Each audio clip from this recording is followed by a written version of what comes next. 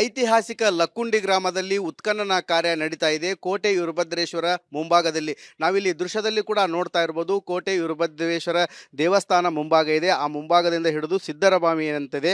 ಆ ಸಿದ್ದರಬಾವಿಯಲ್ಲಿ 10x10 ನಲ್ಲಿ ಇವಾಗ ಉತ್ಖನನ ಕಾರ್ಯ ಭರದಿಂದ ಸಾಗ್ತಾ ಇದೆ. ಸುಮಾರು 9 ರಿಂದ 10 ಅಡಿಯಷ್ಟು ಇವಾಗ ಮಣ್ಣನ್ನು ಅಗೆದಿದ್ದಾರೆ. ಈವರೆಗೂ ಕೂಡ ಸಾಕಷ್ಟು ಪ್ರಾಚ್ಯಾವಶೇಷ ವಸ್ತುಗಳು ಕೂಡ ಇಲ್ಲಿ ಸಿಕ್ಕಿದ್ದಾವೆ. ಏನು 42ಕ್ಕೂ ಹೆಚ್ಚು ವಿವಿಧ ಬಗೆಯ ಪ್ರಾಚ್ಯಾವಶೇಷಗಳು ಇಲ್ಲಿ ಸಿಕ್ಕಿದ್ದು ಪುರಾತತ್ವ ಇಲಾಖೆ ಅಧಿಕಾರಿಗಳು ಕೂಡ ವಶಕ್ಕೆ ಪಡೆದುಕೊಂಡಿದ್ದಾರೆ. ನಾವಿಲ್ಲಿ ನೋಡ್ತಾ ಇರ್ಬೋದು, ರಿಪಬ್ಲಿಕ್ ಕನ್ನಡ ಗ್ರೌಂಡ್ ರಿಪೋರ್ಟ್ ಮಾಡ್ತಾ ಇತ್ತು. ಈ ದೃಶ್ಯಗಳನ್ನು ಕೂಡ ಸೆರೆ ಹಿಡಿತಾ ಇದ್ದೇವೆ. ಈ ಒಂದು ಮನಮೋಹಕ ದೃಶ್ಯಗಳು ಕೂಡ ಅಂತ ಹೇಳ್ಬೋದು. ಯಾಕಂತಂದ್ರೆ ಈ ಟಾಪ್ ನಲ್ಲಿ ನಾವು ಇದನ್ನು ತೋರಿಸುವ ಪ್ರಯತ್ನ ಮಾಡ್ತಾ ಇದ್ದೇವೆ.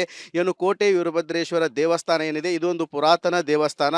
ಆ ದೇವಸ್ಥಾನ ಮುಂಭಾಗದಲ್ಲಿ 10x10 ಅಡಿಯಲ್ಲಿ ಈ ರೀತಿ ಉತ್ಖನನ ಕಾರ್ಯ ನಡೀತಾ ಇದೆ. ಅದರ ಮುಂಭಾಗದಲ್ಲಿ ಇಲ್ಲಿ ನಾವು ನೋಡ್ತಾ ಇರ್ಬೋದು, ಇದು ಸಿದ್ದರಬಾವಿ ಮತ್ತು ಕೋಟೆ ವೀರಭದ್ರೇಶ್ವರ ದೇವಸ್ಥಾನ ಮುಂಭಾಗದಲ್ಲಿ ಈ ಒಂದು ಉತ್ಖನನ ಕಾರ್ಯ ನಡೀತಾ ಇದೆ. ಸುಮಾರು ಪ್ರತಿನಿತ್ಯನೂ ಕೂಡ 35ಕ್ಕೂ ಹೆಚ್ಚು ಕೂಲಿ ಕಾರ್ಮಿಕರು ಮತ್ತು ಪುರಾತತ್ವ ಇಲಾಖೆ ಅಧಿಕಾರಿಗಳು ಇಲ್ಲಿ ಉತ್ಖನನ ಕಾರ್ಯದಲ್ಲಿ ಭಾಗಿಯಾಗಿರ್ತಾರೆ ಮತ್ತು ಅಲ್ಲಿ ಸಿಕ್ಕಂತ ಎಲ್ಲ ವಸ್ತುಗಳನ್ನು ಕೂಡ ವಶಕ್ಕೆ ಪಡೆದು ಅವನು ಪುರಾತತ್ವ ಇಲಾಖೆ ಅಧಿಕಾರಿಗಳ ಗಮನಕ್ಕೆ ತರುತ್ತಾರೆ.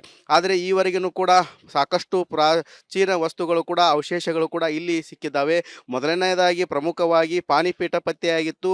ಅದು ಶಿವನ ಪಾಣಿಪೀಠ ಅಂತ ಹೇಳಲಾಗ್ತಾ. ಆದರೆ ಮುಂದಿನ ದಿನಗಳಲ್ಲಿ ಅದನ್ನು ಉಲ್ಲೇಖ ಮಾಡಿದಾಗ, ಅದರ ವಿಶೇಷ ತನಿಖೆ ಮಾಡಿದಾಗ ಅದು ಇಲ್ಲ, ಅದು ವೈಷ್ಣವ ಅಂದರೆ ವಿಷ್ಣುವಿನಿಗೆ ಸೇರಿದಂಥ ಅದೇ ರೀತಿಯಾಗಿ ಒಂದು ನಾಗಮೂರ್ತಿ ಕೂಡ ಇಲ್ಲಿ ಪತ್ತೆಯಾಗಿತ್ತು. ಅದರ ಬಗ್ಗೆನೂ ಕೂಡ ಸಾಕಷ್ಟು ಕುತೂಹಲ ಎಡೆ ಮಾಡಿಕೊಡ್ತಾ ಇದೆ.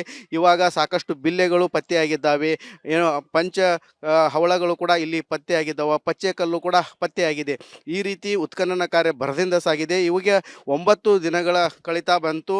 9 ದಿನಗಳವರೆಗೂ ಕೂಡ 9 ರಿಂದ 10 ಅಡಿಯಷ್ಟು ಇವಾಗ ಪೂರ್ಣವಾಗಿ ಉತ್ಖನನ ಕಾರ್ಯ ಮುಗಿದಿದೆ.